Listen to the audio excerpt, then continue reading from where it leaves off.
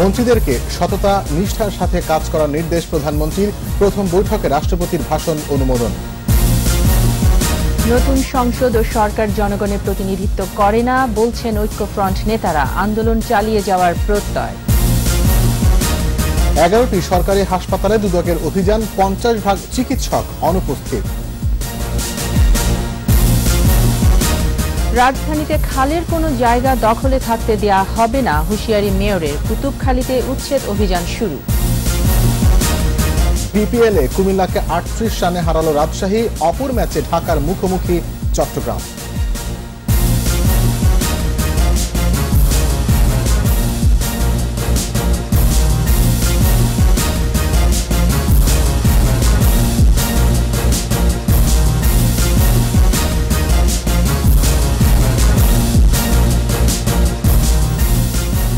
শুনছিলেন first securities নামে bank limited সংবাদ শিরোনাম। আমন্ত্রণ জানাচ্ছি সন্ধ্যা 7টার 21 সংবাদে। আপনাদের সাথে আছি আমি সাবি মোহাম্মদ এবং আমি তাইজিন রহমান। এছাড়া সংবাদে আরো থাকছে, সুপার ব্লাড ওল্ড মুন উপভোগ করলো আমেরিকা, আফ্রিকা, ইউরোপবাসী। দিনের আলো থাকায় দেখা মেলেনি বাংলাদেশে।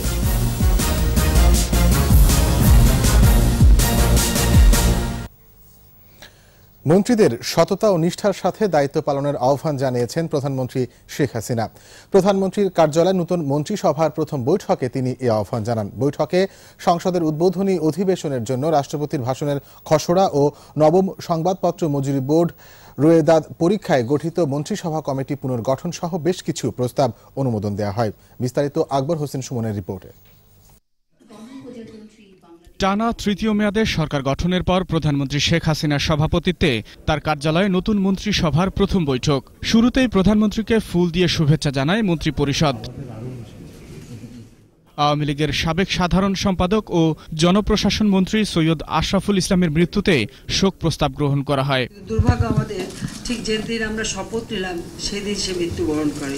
পরে স্বাগত বক্তব্যে প্রধানমন্ত্রী শেখ হাসিনা মন্ত্রীদের দায়িত্ব পালনের সততা ও নিষ্ঠা বজায় রাখার আহ্বান জানান। এই মন্ত্রিপরিষদ সবসময় এই কথাটি মনে রেখে যে কাজই করবেন নিষ্ঠার সাথে এবং সততার সাথে কাজ করবেন।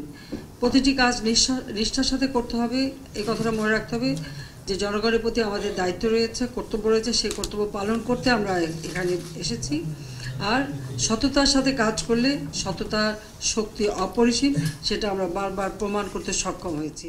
সরকারের প্রতি জনগণের প্রত্যাশা পূরণ এবং নির্বাচনী ইশতেহার বাস্তবায়নে ঐক্যবদ্ধভাবে কাজ করার নির্দেশ দেন সরকার প্রধান। পূর্বে যে মন্ত্রিসভা ছিল, আমরা যে কাজগুলি করতে পেরেছিলাম আমাদের বিগত সরকার আমলে, সেই কাজের অনেকগুলি ধারাবাহিকতা আমাদের বজায় রেখে চলতে হবে এবং দেশকে আমাদের এগিয়ে নিয়ে যেতে হবে মানুষের আকাঙ্ক্ষা অনুযায়ী। মন্ত্রিসভার সদস্যদের আগামীর পথ চলার নির্দেশনা দেন প্রধানমন্ত্রী। প্রত্যাশা রয়েছে আমাদের প্রতি, কাজে সেই প্রত্যাশা পূরণ করা আমাদের একমাত্র লক্ষ্য। পরে সচিবালয়ে বৈঠকের সিদ্ধান্ত সাংবাদিকদের জানান মন্ত্রিপরিষদ বিভাগের সচিব। রাষ্ট্রপতির ভাষণের খসড়া, সাংবাদিকদের মজুরি বোর্ড সম্পর্কিত মন্ত্রিসভা কমিটি পুনর্গঠন সহ বেশ কয়েকটি প্রস্তাব অনুমোদন দেয় নতুন মন্ত্রিসভা। বছরের শুরুতে যে সংসদ বসে সেটাতে এবং যে কোনো সরকার গঠনের পর প্রথম বৈঠকে মহামান্য রাষ্ট্রপতি ভাষণ দেন, সেটা মন্ত্রিসভা ফাইনালাইজ করে দেয় এবং তিনি সর্বশেষ চূড়ান্ত অনুমোদন দিলে ওটা সংসদে পাঠ করা হয়। নবম সংবাদপত্র মজুরি বোর্ড রোয়েদাদ 2018 পরীক্ষার জন্য সড়ক ও সেতুমন্ত্রী জনাব ওবায়দুল কাদেরের নেতৃত্বে এই কমিটি রিঅর্গানাইজ করা হয়েছে। আকবর হোসেন সুমন, 21 টেলিভিশন, ঢাকা। নবগঠিত সংসদ ও সরকার জনগণের প্রতিনিধিত্ব করে না বলে মন্তব্য করেছেন জাতীয় ঐক্যফ্রন্ট নেতারা। দুপুরে লালমনিরহাটে নির্বাচনের সময় বিএনপি নেতাকে হত্যার প্রতিবাদে এক সমাবেশে তারা একথা বলেন। নিরপেক্ষ সরকারের অধীনে আবারও জাতীয় নির্বাচন দেওয়ার দাবি জানান তারা। প্রতিনিধিদের সহায়তায় আফসানা নীলার রিপোর্ট। লালমনিরহাটের খলাইঘাট গ্রামে জাতীয় সংসদ নির্বাচনের দিন সংঘর্ষে নিহত হন বিএনপি নেতা তোজাম্মেল হক। এর প্রতিবাদে এই সমাবেশে যোগ দেন বিএনপি ও ঐক্যফ্রন্টের শীর্ষস্থানীয় নেতারা। বিএনপি মহাসচিব মির্জা ফখরুল ইসলাম আলমগীর বলেন, 30 ডিসেম্বর আওয়ামী লীগ রাষ্ট্রযন্ত্রকে ব্যবহার করে ভোট ডাকাতি করেছে। তাই এই সরকার ও সংসদ জনগণের প্রতিনিধিত্ব করে না। অবিলম্বে নির্বাচনের ফলাফলকে বাতিল করে একটি নির্দলীয় নিরপেক্ষ সরকারের অধীনে নির্বাচনের মধ্য দিয়ে নতুন নির্বাচন দিতে হবে, জনগণের সরকার প্রতিষ্ঠা করতে হবে। ঐক্যফ্রন্ট নেতা আসম আব্দুর রব বলেন, গণতন্ত্রের জন্য আন্দোলন চলবে, আর জনগণকে সাথে নিয়ে গণতন্ত্র প্রতিষ্ঠার আহ্বান জানান বঙ্গবীর কাদের সিদ্দিকী। এইভাবে কোন দেশ চলতে পারে না। আপনারা সাহস রাখেন, ইনশাআল্লাহ জনতার বিজয় কেউ ঠেকাতে পারবে না। পুরো জাতিকে সাথে নিয়ে, জনগণকে সাথে নিয়ে স্বৈরাচারের বিরুদ্ধে আন্দোলন এবং লড়াই করতে হবে। এর আগে তারা দুর্বৃত্তের হামলায় নিহত বিএনপি নেতা তোজাম্মেল হকের কবরে ফাতিহা পাঠ করেন। নিহতের পরিবার ও আহতদের প্রতি সমবেদনা জানান। আর্থিক সহায়তা প্রদান করেন তারা। আফসানা নীলা, 21 টেলিভিশন। বিভিন্ন হাসপাতালের 50% চিকিৎসককে কর্মস্থলে পায়নি দুর্নীতি দমন কমিশন। 11টি প্রতিষ্ঠানে অভিযান চালিয়ে সংস্থাটি এ তথ্য জানিয়েছে। এর মধ্যে রাজধানীর 3টি প্রতিষ্ঠান রয়েছে। এগুলো হলো ঢাকার ফুলবাড়িয়া কর্মচারী হাসপাতাল, নাজিরা বাজারের মা ও শিশু সদন এবং মুগদা জেনারেল হাসপাতাল। অন্য প্রতিষ্ঠানগুলো হলো রংপুরের পীরগাছা উপজেলা স্বাস্থ্য কমপ্লেক্স, রাজশাহীর গোদাগাড়ী উপজেলা স্বাস্থ্য কমপ্লেক্স, দিনাজপুর সদর হাসপাতাল, টাঙ্গাইলের দেলদুয়ার উপজেলা স্বাস্থ্য কমপ্লেক্স, ময়মনসিংহ উপজেলা স্বাস্থ্য কমপ্লেক্স, কুষ্টিয়ার কুমারখালী উপজেলা স্বাস্থ্য কমপ্লেক্স, পাবনা সদর হাসপাতাল ও আটঘরিয়া উপজেলা স্বাস্থ্য কমপ্লেক্স। দুদক কার্যালয়ে এই বিষয়ে ব্রিফ করেন সংস্থার মহাপরিচালক মুনির চৌধুরী। এবং কর্তব্যে অবহেলার দায়ে অবশ্যই শাস্তি পেতে হবে। বিভাগীয় শাস্তি, শৃঙ্খলামূলক ব্যবস্থা, হয় চিকিৎসকদের মানব সেবার ব্রত নিয়ে কাজ করতে হবে, এটি চাকুরিও নয়, পেশা নয়। নতুবা অনুরোধ জানাবো, এই পেশা ছেড়ে দিন। আমরা যারা কমিটেড, যারা দেশপ্রেমিক, তাদেরকে আমরা স্থলাভিষিক্ত করব। তিলোত্তমা ঢাকার হারিয়ে যাওয়ার সব খাল ও জলাধার দখলমুক্ত করার পাশাপাশি স্বচ্ছ জলাধার তৈরির ঘোষণা দিলেন ঢাকা দক্ষিণ সিটি কর্পোরেশনের মেয়র সাইদ খোকন। কুতুবখালী খাল দখলমুক্ত পরিচ্ছন্নকরণ প্রকল্প উদ্বোধন করে তিনি কথা জানান। মিনালা দিবাকে সাথে নিয়ে রিপোর্টে আরও জানাচ্ছেন মোহাম্মদ নুরনবী। এক সময়ে খাল, বিল, নদীসহ অসংখ্য জলাধারে সমৃদ্ধ ছিল 400 বছরের বেশি পুরাতন নগরী ঢাকা। সময়ের বিবর্তনে এটি এখন অন্যতম মেগা সিটি। এই পথ চলায় নতুন নতুন স্থাপনা নির্মাণে দখল আর ভরাট হয়ে এই নগরী হারিয়েছে প্রাকৃতিক শ্রী। ধুকে ধুকে জলাধার যাও ছিল, সেগুলোর রক্ষায় বানানো হয়েছিল বক্স ক্যানাল। সেগুলো ময়লা আবর্জনা জঞ্জালে ভরাট থাকাই শহরের জলাবদ্ধতার অন্যতম কারণ। যাত্রাবাড়ির ধলাইপাড় এলাকায় কুতুবখালী খাল সেরকমই একটি খাল। সোমবার শুরু হলো পরিচ্ছন্নতা ও দখলমুক্তকরণ অভিযান। পরিদর্শনের সময় ঢাকা দক্ষিণের মেয়র হুঁশিয়ারি দিলেন, ঢাকার 1 ইঞ্চি পরিমাণ খাল বেদখল থাকবে না, হবে পরিকল্পিত নগরীর স্বচ্ছ জলাধার। এটা দিয়ে আমরা শুরু করছি। পর্যায়ক্রমে সমস্ত খালগুলোর নাব্যতা ফিরিয়ে আনা হবে, পানির প্রবাহ ফিরিয়ে আনা হবে। এখানে এক বিন্দু ছাড় দেওয়া হবে না। যেখানে অবৈধ স্থাপনা থাকবে সেখানে সেটাকে গুড়িয়ে দেওয়া হবে, সেটাকে উচ্ছেদ করা হবে এবং আইন অনুযায়ী আমরা সর্বোচ্চ শাস্তির ব্যবস্থা করব। দল মতের ঊর্ধ্বে থেকে এই বিশাল কর্মযজ্ঞে বড় চ্যালেঞ্জের কথা স্বীকার করলেন ঢাকার একাংশের মেয়র। তবে সবার ঐক্যবদ্ধ প্রচেষ্টায় কোনো কিছুই আটকাবে না বলেও মনে করেন তিনি। সকল শক্তি দিয়ে প্রতিহত করা হবে এবং উচ্ছেদ করা হবে। এখানে কে কোন দল করলো, কে কোন মতবাদের অনুসারী, সেটা বিবেচ্য বিষয় নয় আমাদের কাছে। ঢাকা নারায়ণগঞ্জ ডেমরা ডিএনডি এলাকায় 93 কিলোমিটার খালের 73 কিলোমিটার ছোট বড় অবৈধ স্থাপনা উচ্ছেদ শেষে জলযান চলাচলের পরিকল্পনার কথাও জানান মেয়র। মোহাম্মদ নুরনবী, 21 টেলিভিশন, ঢাকা। সংবাদ সম্মেলনে রাজনৈতিক দেউলিয়াত্ব তুলে না ধরে ভোটে হারার পেছনে ভুল ত্রুটি খুঁজে বের করতে বিএনপির প্রতি আহ্বান জানিয়েছেন তথ্যমন্ত্রী ডক্টর হাসান মাহমুদ। সচিবালয়ে নিজ মন্ত্রণালয়ে সাংবাদিকদের তিনি জানান, জাতীয় নির্বাচনের পর থেকে প্রধানমন্ত্রী ও বর্তমান সরকার নিয়ে বিএনপির সমালোচনা দলটির হেরে যাবারই বিষোদ্গার। নির্বাচন সুষ্ঠু হয়েছে উল্লেখ করে আওয়ামী লীগের বহুমাত্রিক প্রচারণার কথা তুলে ধরেন তথ্যমন্ত্রী। সাংবাদিকদের এক প্রশ্নের জবাবে মন্ত্রী জানান, নবম ওয়েজ বোর্ড টেলিভিশন সংযুক্তির বিষয়টি নিয়ে পুনর্গঠিত কমিটিতে আলোচনা করা হবে।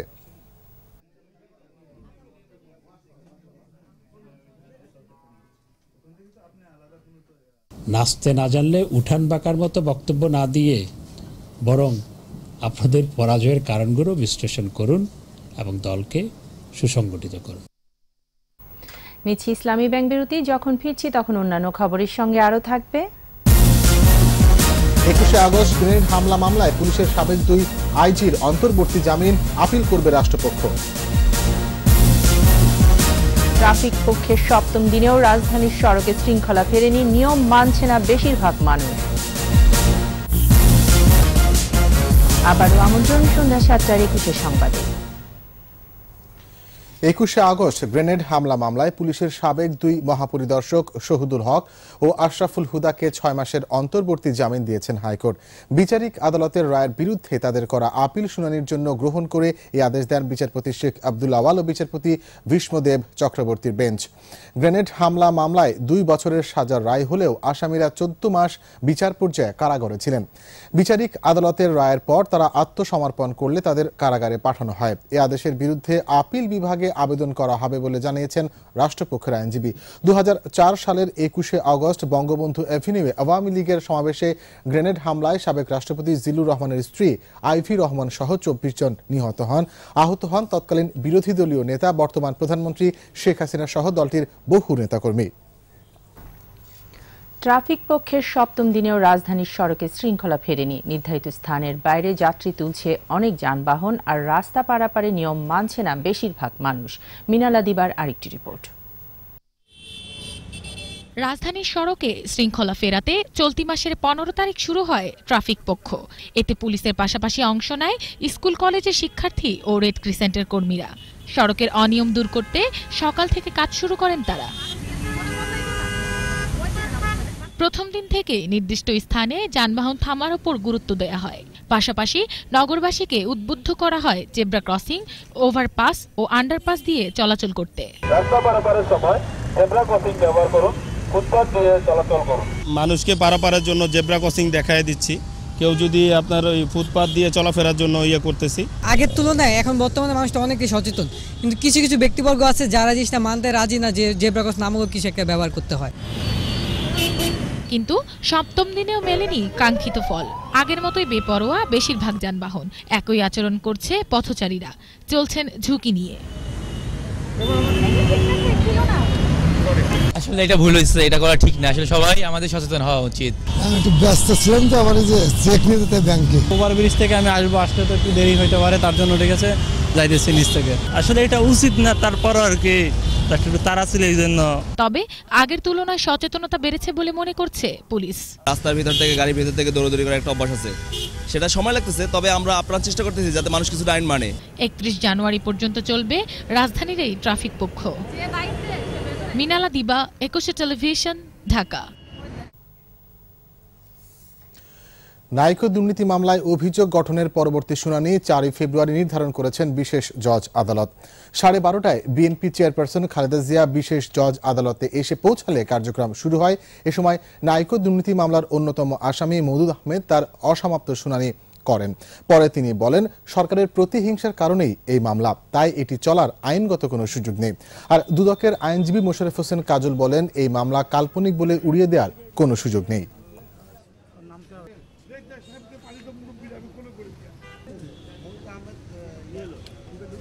এই মামলায় কোনো রকমের কোনোভাবে বেগম জিয়াকে বা আমাকে বা আমাদেরকে দায়ী করা যায়, এটা সম্পূর্ণ কাল্পনিক এবং এর কোনো আইনগত কোনো ভিত্তি নাই। ওনারা ততদিনে যদি ট্রায়াল শুরু করতেন তাহলে এটা বোঝা যাবে এটা কাল্পনিক না অকাল্পনিক। এখন উনি আমাদের দেওয়া চার্জশিটটাকে তিনি কাল্পনিক বলে উড়িয়ে দেওয়ার চেষ্টা করছেন। ডাকসু নির্বাচনের লক্ষ্যে ক্যাম্পাসের সহাবস্থান নিশ্চিতের দাবি জানিয়েছেন ছাত্রদল সহ বিভিন্ন সংগঠনের নেতারা। সিন্ডিকেট কমিটির সঙ্গে বৈঠকে হলে ভোট কেন্দ্র না রাখার কথাও বলেছেন তারা। উপাচার্য এম আখতারুজ্জামান সবার অধিকার সুরক্ষার আশ্বাস দিয়েছেন। আদিত্য মামুনের রিপোর্ট। 28 বছর পর হতে যাচ্ছে বহুকাঙ্ক্ষিত ডাকসু নির্বাচন। এ লক্ষ্যে 13টি ছাত্র সংগঠনের সঙ্গে উপাচার্যের কার্যালয়ে বৈঠক করে সিন্ডিকেট কমিটি। এতে গঠনতন্ত্র অনুযায়ী ভোটার তালিকা তৈরি, ভোট কেন্দ্র নির্ধারণ এবং সংগঠনগুলোর দাবি দাওয়া নিয়ে আলোচনা হয়। ক্যাম্পাসে সহাবস্থান নিশ্চিত করা এবং হলে ভোট কেন্দ্র না রাখার দাবি জানিয়েছে ছাত্রদল। ছাত্রদলের পক্ষ থেকে দাবি করা হয়েছে এবং অন্যান্য সংগঠন অনেকেই সহাবস্থানের ইস্যুটাকে প্রাধান্য দিয়েছে। পাশাপাশি আমাদের প্রস্তাব হচ্ছে ভোটার এবং প্রার্থী হওয়ার ক্ষেত্রটা উন্মুক্ত করতে হবে। সুষ্ঠু ও শান্তিপূর্ণভাবে ভোট আয়োজনে সহায়তার আশ্বাস দিয়েছে ছাত্রলীগ। ডাকসু নির্বাচনের ক্ষেত্রেও কোনো ধরনের নিয়মের বাইরে বা দুর্নীতি করে বা ম্যানিপুলেট করার কোনো সুযোগ এখানে নেই বলে আমরা মনে করি। সবার দাবি পর্যালোচনা করে সিদ্ধান্ত নেওয়া হবে বলে জানান উপাচার্য। সবগুলোই তো এজেন্ডাগুলো আছে, আলোচনার মধ্যে আছে, তো এগুলো চূড়ান্ত সিদ্ধান্ত নেবে সিন্ডিকেট। চূড়ান্ত সিদ্ধান্ত নেবে যে কারা ভোটার হওয়ার উপযুক্ততা সেগুলো নির্ধারণ করবে। নির্ধারণ করলে তারা ভোটার হবে এবং তারাই প্রার্থী হতে পারবে। গঠনতন্ত্র যেভাবে বলবে ঠিক ওখানে ইলেকশনের কেন্দ্র ওখানে হবে। 31 মার্চের মধ্যে ডাকসু নির্বাচন অনুষ্ঠানের টার্গেট নিয়ে প্রশাসন এগুচ্ছে বলে আবারও জানান উপাচার্য অধ্যাপক এম আখতারুজ্জামান। শিক্ষার্থীদের মধ্যে সন্তোষ প্রকাশ করছে কেউ কেউ।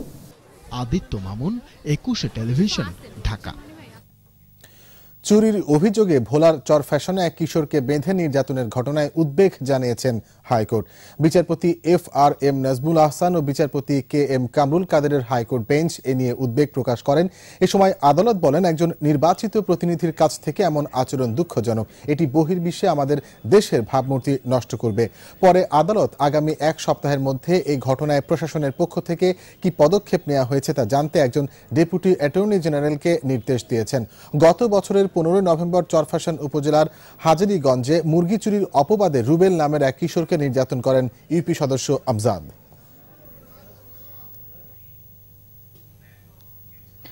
ঘুষের মামলায় 4 বছরের কারাদণ্ডপ্রাপ্ত সাবেক মন্ত্রী ব্যারিস্টার নাজমুল হুদাকে জামিন দিয়েছে সুপ্রিম কোর্টের আপিল বিভাগ। সাজার রায়ের বিরুদ্ধে নাজমুল হুদার লিভ টু আপিল গ্রহণ করে সোমবার প্রধান বিচারপতি সৈয়দ মাহমুদ হোসেনের নেতৃত্বাধীন 4 বিচারপতির আপিল বেঞ্চ তাকে জামিন দেয়। আদালতে নাজমুল হুদার পক্ষে শুনানি করেন আইনজীবী AF হাসান আরিফ, মনসুরুল হক চৌধুরী এবং অ্যাডভোকেট সিগমা হুদা। দুর্নীতি দমন কমিশনের পক্ষে আইনজীবী ছিলেন খুরশিদ আলম খান।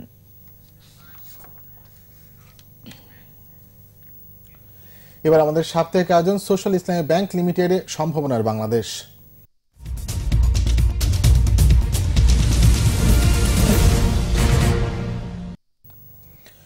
বাসক পাতা চাষ করে লাভবান হচ্ছে বরগুনার পাথরঘাটার প্রায় 150 পরিবার। 40 টাকা কেজিতে পাতা কিনে নিচ্ছে বিভিন্ন ঔষধ কোম্পানি। সরকারের সহযোগিতা পেলে বাসক পাতা রপ্তানি সম্ভব বলে মনে করেন কৃষকরা। বরগুনার প্রতিনিধি জয়দেব রায়ের রিপোর্ট, জানাচ্ছেন মুশফিকা নাজনীন। 2012 সালে একটি বেসরকারি উন্নয়ন সংস্থা বরগুনার পাথরঘাটায় বাসক পাতা চাষ প্রকল্প হাতে নেয়। পরীক্ষামূলকভাবে সদর ও বামনা ডোয়াতলা ইউনিয়নের রাস্তা ও বাড়িঘরের আশেপাশে অব্যবহৃত জায়গায় রোপণ করা হয় চারা। 3 মাস পরে শুরু হয় পাতা তোলার কাজ। পাতাটা প্রত্যেক মাসে ধরেন 10-15 মান পাতা বিক্রি করতে পারি। এই জমি তো কোনো কাজে লাগে না, এই জমি আর কি পড়ে রয়েছে, এই জমিতে আমরা লাগাই গিয়ে বিক্রি করি। ঔষধি এই পাতার চাহিদা দেখে বাড়তি আয়ের লক্ষ্যে অনেকে এর চাষাবাদে আগ্রহী হয়ে ওঠেন। এই পাতাটা দিয়ে কাশের সিরাপ তৈরি হয়, কিন্তু সেটা জানতামই না। এগুলো আমরা যদি এগুলো চাষ করি আমরা একটা বাড়তি ইনকাম করতে পারি, আমাদের বেকারত্ব দূর হতে পারে। এ পর্যন্ত তারা বিক্রি করেছেন 10,000 কেজির বেশি, যা থেকে আয় হয়েছে 4,86,000 টাকা। এই বাসক পাতা বাংলাদেশের বিভিন্ন ঔষধ কোম্পানি এটা ক্রয় করে থাকে। তারা 1 কেজি শুকনো পাতা 40 টাকা দরে সরাসরি চাষিদের কাছ থেকে ক্রয় করে। বাণিজ্যিকভাবে বাসক চাষে কৃষকদের উদ্বুদ্ধ করার কথা জানায় কৃষি বিভাগ। যেখানে আমরা সবজি আবাদ করি তার পাশাপাশি এখানে কিন্তু আমরা এই ঔষধি ফসলের আবাদও করতে পারি, যেটা বিক্রি করে অধিক লাভবান হতে পারে কৃষক। সরকারি সহযোগিতা পেলে বাসক পাতা রপ্তানি সম্ভব বলে জানান চাষি ও সংশ্লিষ্টরা। এতে আরো ভালো দাম মিলবে বলে মনে করেন তারা। মুশফিকা নাজনীন, 21 টেলিভিশন। আবার ইসলামী ব্যাংক বিরতি, যখন ফিরছি তখন থাকবে একোয়া সহ পানি সরবরাহকারী 5টি মানহীন কোম্পানির বিরুদ্ধে কি ব্যবস্থা জানতে চেয়েছে হাইকোর্ট। মালিকের শান্তিরক্ষা মিশন ক্যাম্পে জঙ্গি হামলায় নিহত 10, আল কায়েদার দায় স্বীকার। আবার আমন্ত্রণ সন্ধ্যা 7টার 21 সংবাদে। অ্যাকোয়া সহ পানি সরবরাহকারী 5টি মানহীন কোম্পানির বিরুদ্ধে কি ব্যবস্থা নেওয়া হয়েছে তা 24 ফেব্রুয়ারির মধ্যে জানতে চেয়েছে হাইকোর্ট। বিচারপতি শেখ হাসান আরিফ ও বিচারপতি রাজিক আল জলিলের হাইকোর্ট বেঞ্চের প্রতিবেদনের ভিত্তিতে এ তথ্য জানান রাষ্ট্রপক্ষের আইনজীবী। অ্যাকোয়া ছাড়া বাকি 4টি কোম্পানি হল ইয়ামি, ওসমা, সিনমিন ও সিএফবি। আদালতের নির্দেশ অনুযায়ী সোমবার প্রতিবেদন দেয় এই কমিটি। প্রতিবেদনে এই 5টি কোম্পানির পানি মানহীন বলে উল্লেখ করা হয়। এর আগে গত 13 জানুয়ারি অবৈধভাবে ও নিম্নমানের জার ও বোতলজাত খাবার পানি উৎপাদন ও বাজারজাত বন্ধে গঠিত কমিটি কি কাজ করেছে তার বিস্তারিত প্রতিবেদন দাখিলের নির্দেশ দেন আদালত। বিএসটিআইকে নির্দেশ দেন যে বাজারে যে সমস্ত পানি বোতল এবং জারের মধ্যে বিক্রি হচ্ছে মিনারেল ওয়াটার নামে সেগুলো টেস্ট করে বিজ্ঞ আদালতকে জানার জন্য নির্দেশ দেন এবং সাথে সাথে যেগুলো মানসম্মত নয় বা অনুমোদিত সেগুলোকে বন্ধ করার জন্য নির্দেশ দেন। রাজধানীর বারিধারায় যমুনা ব্যাংকের এটিএম বুথ থেকে নিরাপত্তা কর্মীর মরদেহ উদ্ধার করেছে পুলিশ। এই ঘটনায় 3 জনকে আটক করা হয়েছে। সকালে পথচারীরা মরদেহ দেখে পুলিশকে খবর দিলে বারিধারা জে ব্লকের বুথ থেকে মরদেহ উদ্ধার করা হয়। শামীমকে ঘুমন্ত অবস্থায় হত্যা করা হয়েছে বলে ধারণা করছে পুলিশ। মরদেহ উদ্ধার করে ময়নাতদন্তের জন্য ঢাকা মেডিকেল কলেজ হাসপাতালের মর্গে পাঠানো হয়েছে। শামীমের গ্রামের বাড়ি কুড়িগ্রামের ফুলবাড়িয়ায়।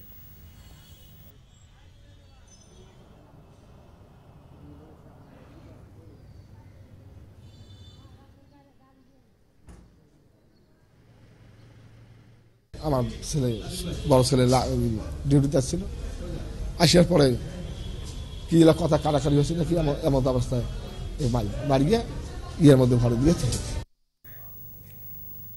নোয়াখালীর বেগমগঞ্জের সড়ক দুর্ঘটনায় 4 জন নিহত হয়েছে, আহত হয়েছে আরও 2 জন। পুলিশ জানায় দুপুরে ঢাকা থেকে ছেড়ে আসা হিমাচল সার্ভিসের যাত্রীবাহী একটি বাস চৌমোহনীগামী অটোরিকশাকে পেছন থেকে ধাক্কা দেয়।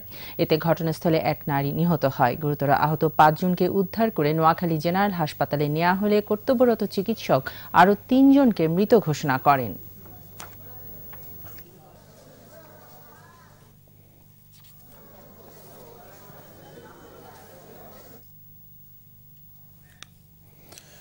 জমে উঠেছে ঢাকা আন্তর্জাতিক বাণিজ্য মেলা। দেশি বিদেশি বিভিন্ন পণ্যে ছাড় থাকায় খুশি ক্রেতারা। গেলবারের চেয়ে এবারে মেলার পরিবেশ ভালো বলে জানিয়েছেন দর্শনার্থীরা। এক জায়গায় সব ধরনের পণ্য থাকায় খুশি ক্রেতারা। গৃহ সামগ্রী ও ফার্নিচার সহ বিভিন্ন স্টলে মহিলাদের উপচে পড়া ভিড়। মেলার সার্বিক নিরাপত্তা ও নজরদারি আগের চেয়ে জোরদার করেছে কর্তৃপক্ষ।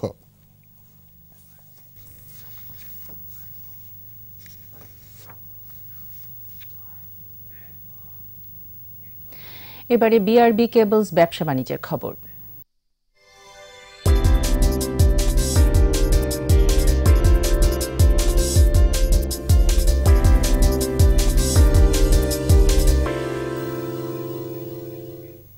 সূচক ও লেনদেন কমেছে দেশের উভয় স্টক এক্সচেঞ্জে। একই সঙ্গে দর হারিয়েছে বেশিরভাগ প্রতিষ্ঠানের।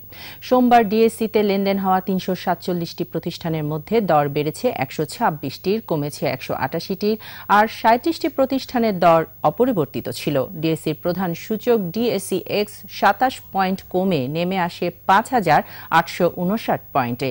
দিন শেষে লেনদেন হওয়া শেয়ার ও মিউচুয়াল ফান্ডের বাজার মূল্য ছিল 885 কোটি 34 লাখ টাকা। সূচক কমেছে সিএসসিতেও। সিএসসিতে লেনদেন হওয়া 278টি প্রতিষ্ঠানের মধ্যে দর বেড়েছে 106টির, কমেছে 152টির, আর 20টি প্রতিষ্ঠানের দর ছিল অপরিবর্তিত। আর মোট লেনদেন হয়েছে 32 কোটি 58 লাখ টাকা শেয়ার ও মিউচুয়াল ফান্ডের।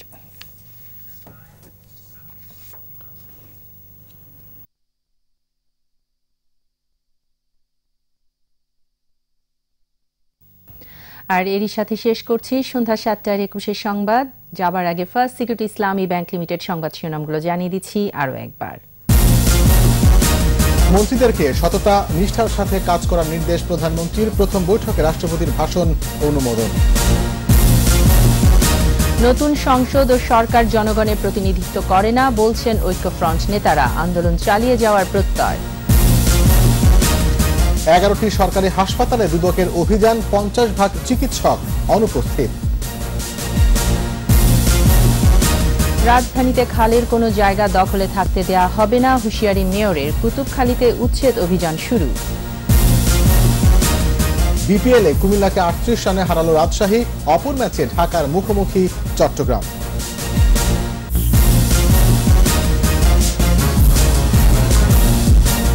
সর্বশেষ খবর জানতে ডায়াল করুন 2021 নম্বর আর ভিজিট করুন 21-tv.com ওয়েবসাইটে।